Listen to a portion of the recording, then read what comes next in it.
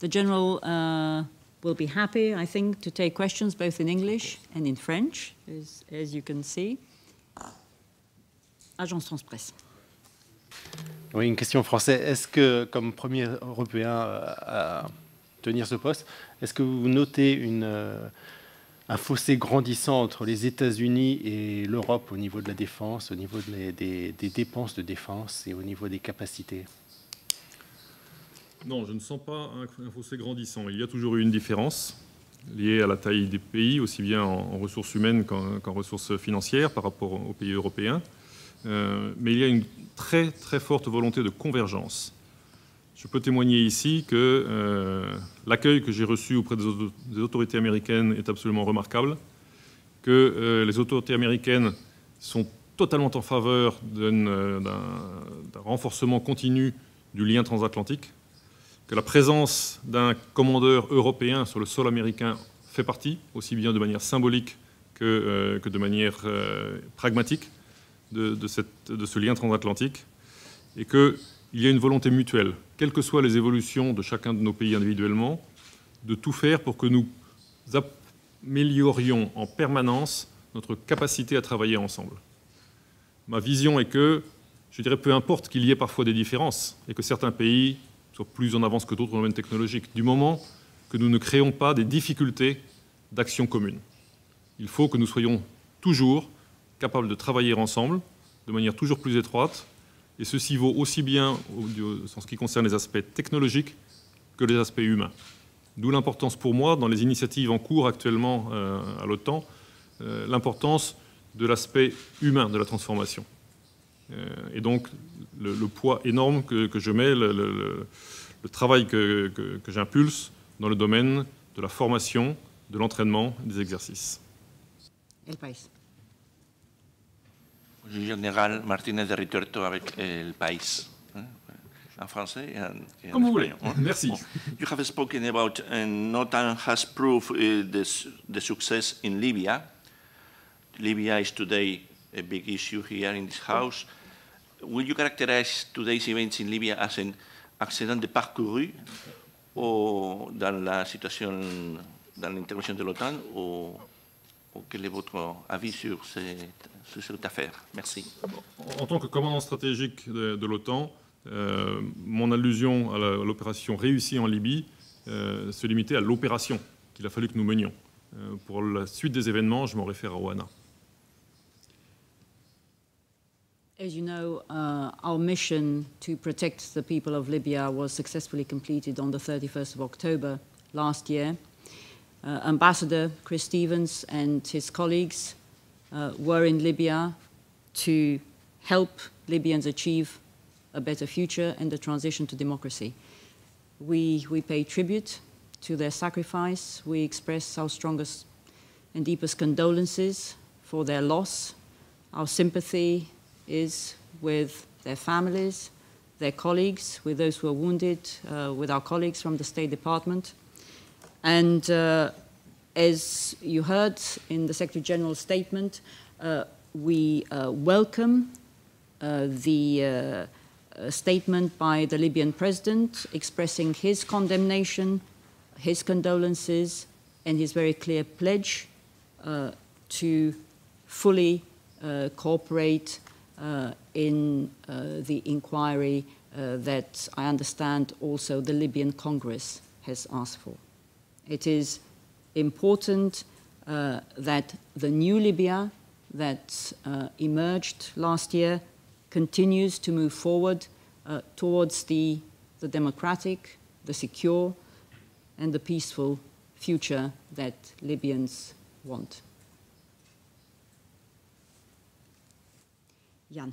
Pourriez-vous nous donner quelques exemples illustrant les avancées qui ont été réalisées dans les projets multinationaux qui ont été adoptés au sommet de Chicago? Et deuxième question, où en êtes-vous dans les projets suivants? Est-ce qu'il y aura une liste nouvelle qui sera présentée bientôt? Voilà, merci. Alors sur les projets qui ont été actés à Chicago, il y en avait 22. Aujourd'hui, on en a 24. Il y en a d'autres plus qui sont ajoutés en cours de route. la mise en œuvre a commencé et avance bien pour l'ensemble d'entre eux. Certains sont de très long terme, donc je n'ai pas d'éléments très concrets à vous donner pour l'instant. Il faut que les nations définissent bien exactement la manière dont elles veulent coopérer sur sujet A ou B. Mais je peux vous donner des exemples très, très pragmatiques. On a par exemple un projet qui consiste à mieux utiliser les différents moyens de patrouille maritime, les avions de patrouille maritime qui appartiennent aux différents pays, à différents pays de l'Alliance, et mieux coordonner l'action de ces moyens. Eh bien, nous avons une cellule d'activation de cette initiative qui a ouvert ses portes, qui a commencé à travailler au 1er juillet. Oui, donc, Chicago, mai, première mise en œuvre, juillet, pour ce projet-là. Et ce n'est que le début de la mise en œuvre de ce projet. Nous avons aussi travaillé beaucoup sur tout ce qui était traitement médical en opération. Et c'est un des sujets sur lesquels nous avons étroitement coordonné avec l'Union européenne, de manière à ne pas risquer de dupliquer, mais au contraire être complémentaires. Et bien, dans ce domaine, nous avons maintenant déjà réussi à écrire et à faire adopter un concept de traitement médical en opération et un traitement en gros, les soins de santé. Concept qui maintenant sur lequel vont s'appuyer les gens pour développer les moyens dans l'étape suivante de ce projet multinational.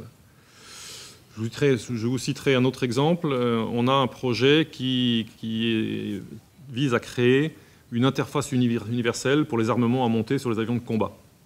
Bien, nous avons établi un standard OTAN, un STANAG dans notre jargon, et ce STANAG est maintenant publié aux nations et est entré dans le processus d'agrément avec les nations. Donc voilà, 3 domaines différents, 3 exemples concrets de travaux qui aboutissent et qui auront des résultats tangibles à court terme. D'autres projets sont bien sûr de beaucoup plus long terme, encore une fois, et les résultats sont attendus, je dirais, au fil de l'eau, un peu en 2013, 2014, 2015, et pour certains même au-delà. Ce sont des projets de très longue durée. En ce qui concerne votre deuxième question, je ne sais pas s'il y aura une autre liste après le 28 septembre, je ne serai plus là, mais j'aurais tendance à dire non. Non, parce que maintenant que l'initiative a été lancée, que le concept a été validé par les chefs d'État et de gouvernement à Chicago, qu'une première liste de projets a été endossée, nous savons dans quel axe travailler, et comme vous l'avez vu, déjà 2 de plus depuis Chicago. Comme je vous l'ai dit, je pense que d'ici la fin de l'année, on a de très bonnes chances, parce que les nations sont très désireuses d'avancer, d'avoir 10 projets de plus qui vont continuer à s'agréger à cette liste. Des projets qui touchent à la protection des forces, la lutte contre les engins explosifs improvisés, des ambulances blindées, à l'utilisation spécifique des réserves, ce qui est une grande nouveauté, une grande innovation. Ces projets viennent les uns après les autres, au fur et à mesure qu'ils mûrissent, s'agréger à la liste initiale, et donc c'est une liste vivante qui ne va pas arrêter d'évoluer au fil du temps. Et je ne pense pas qu'on fera des listes séquentielles. Dès que les nations se mettent d'accord pour aborder une nouvelle idée, eh bien nous mettons tout en œuvre pour les aider et pour qu'elles puissent se réaliser. Ce qui est très important dans le développement ultérieur de la Smart Defense, je crois que c'est de garder le momentum, garder l'élan initial, l'élan politique donné par Chicago. Et en cela, le rôle des envoyés spéciaux du secrétaire général est très important vis-à-vis des autorités politiques et militaires des nations. Je crois qu'il est nécessaire de créer une espèce de centre d'incubation d'idées nouvelles, justement pour pouvoir continuer à amplifier cette liste et à la compléter. Et il faut que nous fassions tous les efforts possibles pour aider les nations dans la mise en œuvre de ces projets, et pour que de l'état d'idées, elles deviennent des réalisations pratiques et qui améliorent l'efficacité de nos forces et leur interopérabilité, leur connectivité. James. Yes, Brooks Tigner, Janes Defense. I want to come back to the question of interoperability. Training and exercises can address this issue, particularly the interoperability gained in Afghanistan, as you pointed out. They can do that, but only up to a certain point. After that, you need to make, in order to get real economic and performance gains in interoperability, you need to address equipment and hardware interoperability. So how do you assess the feasibility of pushing hardware interoperability among the allies in the future and doing this more quickly than has been achieved by the AGS or the ACTS programs, which have taken decades to achieve? Is there a solution? Well, yes, there is. There are ideas to reach this solution. And I think a good example of it is probably the joint ISR, Intelligence Surveillance Reconnaissance flagship project inside the Smart Defense. We know we have 3 flagships: missile defense, joint ISR, and air defense.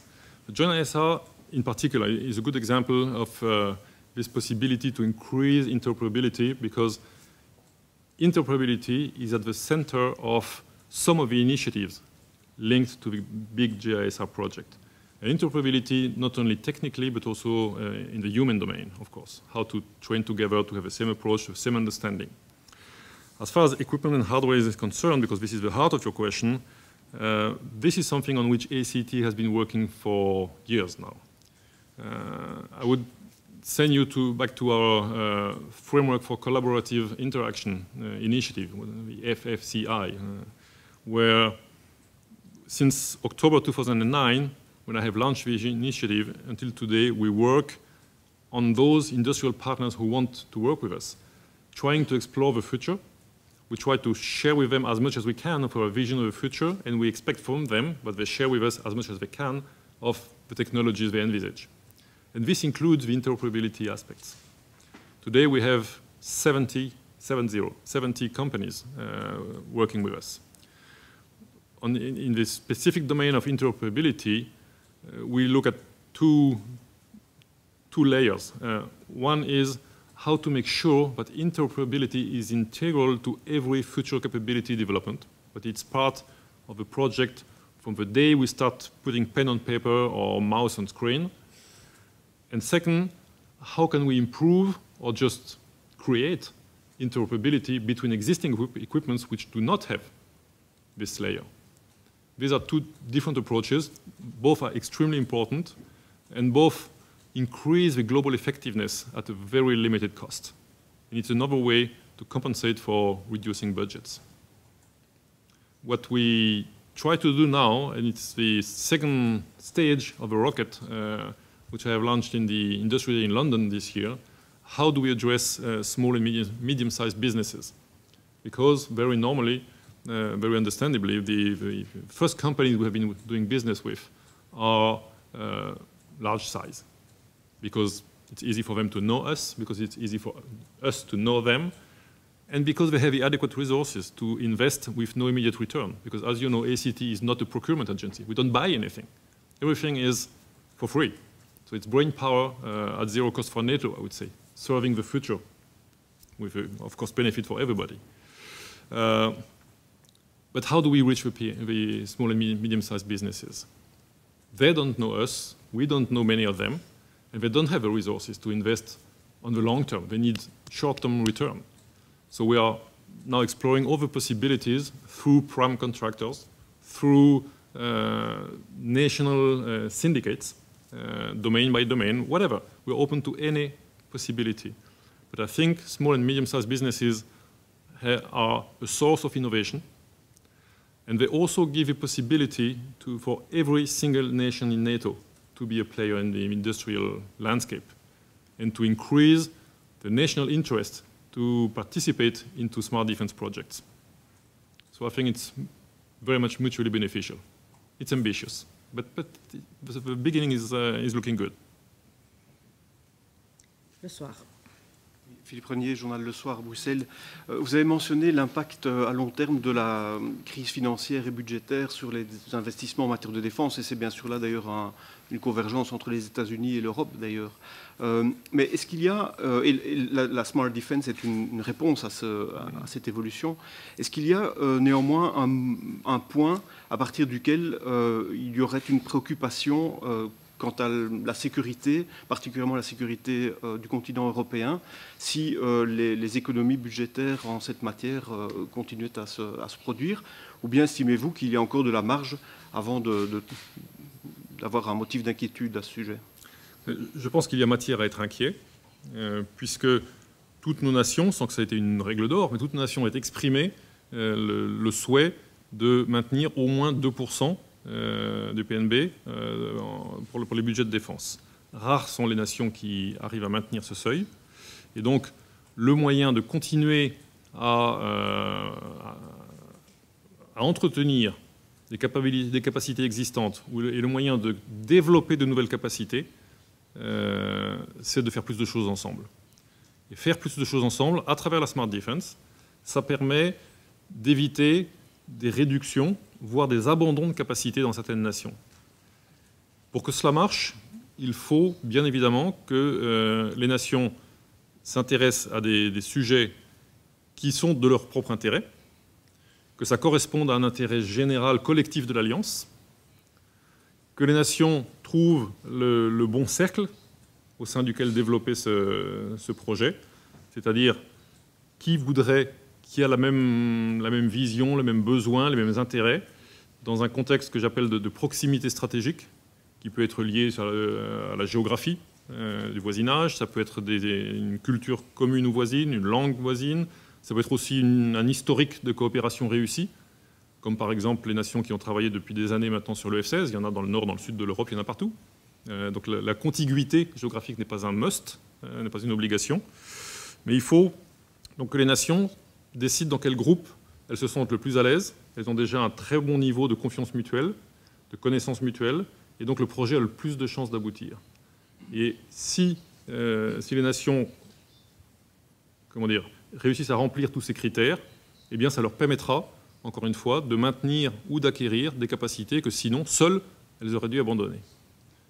Alors, est-ce que cette initiative permettra de nous dégager des marges? Je ne suis pas capable de le dire, mais en tout cas, ce qui est très important à noter, c'est que la Smart Defense n'est pas un outil pour permettre de réduire les budgets de défense. Ils sont déjà très bas. La Smart Defense est un outil pour permettre de remplir les missions que les nations de l'Alliance nous fixent, et ce, malgré la crise économique. Et encore une fois, le seul moyen d'y faire face, c'est de le faire plus de choses ensemble. Est-ce qu'il y a... Oui, AFP, dernière question. S'il y a d'autres, c'est votre moment d'y penser. Voilà, Jérôme. Deux questions. Une, quelles sont les nations les plus allantes là-dedans, dans ces projets de coopération?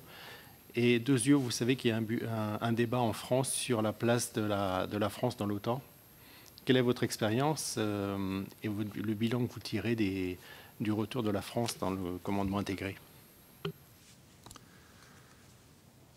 Nations les plus allantes, je dirais 28. Non, deux points. Le premier, c'est que dans l'OTAN, on ne singularise pas et on ne montre pas du doigt. Donc je suis très content de la manière dont l'ensemble des nations abordent cette initiative. Mais je confirme, je consolide ce que je viens de dire, qui paraît un peu langue de bois, par l'accueil que je reçois dans toutes les capitales quand je viens en tant qu'envoyé spécial du secrétaire général. Et je suis frappé de voir le niveau de compréhension de ce que représente l'initiative, de son intérêt, de sa nécessité, et la motivation de chacune des nations pour aller de l'avant, pour contribuer à certains projets et pour certaines, à prendre la direction de certains projets. Donc je suis extrêmement optimiste parce que je pense que l'état d'esprit est en train de changer. Et Smart Defense, c'est justement ça. Ce n'est pas seulement une liste de projets, c'est un changement de culture qui doit nous amener, face aux difficultés que nous connaissons, dont on vient de parler avec monsieur, qui doit nous amener à systématiquement, quel que soit le sujet que l'on aborde, commencer par se demander que pourrait-on faire ensemble et jusqu'où peut-on aller ensemble, au lieu de commencer par se dire qu'est-ce que je fais, ah tiens ça j'y arrive pas donc je vais peut-être en parler aux autres. C'est une inversion du paradigme, de la charge de la preuve, je dirais. Et donc de ce point de vue-là, toutes les nations sont allantes. Ensuite, bien évidemment, en fonction des possibilités, du savoir-faire, du tissu industriel, de tout un tas de critères, y compris ceux que j'ai cités dans ma définition de ce que j'appelle la proximité stratégique, eh bien les nations participent à plus ou moins de projets et cherchent ou non à en prendre la direction de l'un ou plus. Ce qui est intéressant, c'est qu'il n'y a pas deux projets qui ont exactement le même groupement. Chaque projet voit une configuration différente. Et ce qui m'amène à dire que cette initiative Smart Defense est en plus un objet de cohésion supplémentaire pour l'Alliance, puisque nous n'avons pas créé des sous-groupes fixes et bien délimités, mais au contraire un maillage. Et chaque anneau, chaque cercle nouveau créé ne peut fonctionner que si les autres également sont en état de fonctionner. La place de la France dans l'OTAN, vous seriez surpris si je vous dis que je ne suis pas heureux de m'être vu confier cette mission pendant ces 3 dernières années, qui a été une mission extrêmement enrichissante.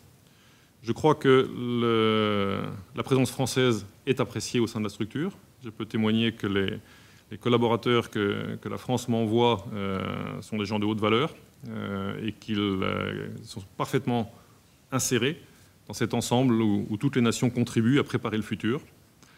Je crois qu'il est aussi extrêmement important d'envisager, encore une fois, c'est l'esprit de la Smart Defense, un maximum de choses ensemble. Je crois fondamentalement que les progrès que nous contribuons à faire à l'OTAN à travers la transformation dont je m'occupe sont intéressants et utiles aussi pour les progrès de l'Union européenne. Et les relations que nous avons nouées entre la Smart Defense chez nous et le pooling and sharing du côté UE, avec en particulier les relations avec l'Agence européenne de défense, sont un très bon exemple de ce qu'on peut faire. Et que donc, les deux institutions ont la capacité à se renforcer mutuellement.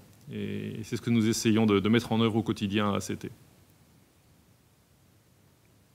Belga. De Belga. Parmi les 3 programmes phares que vous avez mentionnés, il y a notamment la défense aérienne. Oui. Est-ce que vous pouvez nous donner quelques indications sur l'état d'évolution de la réflexion ou le progrès? C'est un dossier complexe, c'est pour ça qu'il est étiqueté phare, flagship. C'est un dossier qui a des implications politiques très lourdes, bien évidemment, et donc il n'y a pas de résultats concrets aujourd'hui sur la table. Mais les discussions avancent bien, sachant qu'il y a la combinaison de l'équilibre à trouver entre solidarité et souveraineté, et qu'il y a la question de l'acquisition ou non, et si oui, sous quelle forme, des moyens nécessaires à exercer cette défense aérienne. Donc il y a des réponses qui appartiennent à d'autres ministères, et il y a des réponses de très haut niveau politique. Ce qui est remarquable, c'est que la question est fermement sur la table et que les discussions avancent bien, mais pas encore. Il est trop tôt pour avoir des résultats. Je crois que vous avez presque tout dit, mais vous serez là encore jusqu'au 28 septembre. Absolument. Merci beaucoup, mon général. Je crois aussi comprendre que vous avez fait le tour du monde 12 fois avec vos voyages au service de l'OTAN et de la défense intelligente. Et on vous en remercie, et aussi pour votre ouverture constante à la presse. Merci beaucoup. Pour ceux d'entre vous qui ont des soucis et qui se demandent comment on résiste au jet lag, c'est simple. Ne vous posez jamais nulle part. Voyagez en permanence. Vous sentirez moins la différence. Merci beaucoup, merci de votre intérêt. Et encore une fois, sachez que les portes d'ACT vous sont ouvertes. Si vous souhaitez venir nous rencontrer sur place, mon état-major et moi pendant 15 jours, et puis ensuite mon successeur seront très heureux de vous accueillir. Merci. Merci à vous.